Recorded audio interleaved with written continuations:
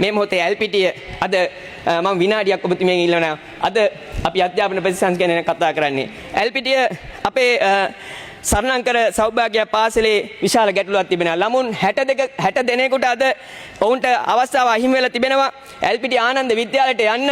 ඒ LPT Ananda විද්‍යාලයට යන්න තිබෙන අවස්ථාව 2012 ඉඳන් ඔවුන්ට LPT ආනන්ද විද්‍යාලයට යන්න අවස්ථාව තිබුණා. විශේෂයෙන් පෝෂිත පාසල් සංකල්පය තුළ අද මේ වසරේ ඉඳන් ඔවුන්ට ඒ අවස්ථාව නැති කරලා තිබෙන නියෝජ්‍ය කාර්ය සභාපතිතුමනි.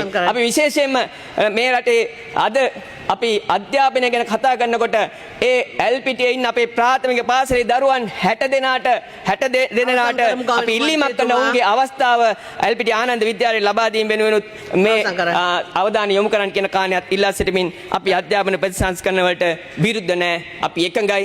අපි හැමෝටම කැමති වෙන්න පුළුවන්. හැමෝටම එකග වෙන්න පුළුවන්. හොඳ අධ්‍යාපන ප්‍රතිසංස්කරණයක් ගෙන අපි සියලු දෙනා එකතු වෙලා කටයුතු කරමු කියන කාණයක් සිහිපත් කරමින් ඔබතුමීටත් ස්තුතිවන්ත වෙමින් මම නිහඬව නම්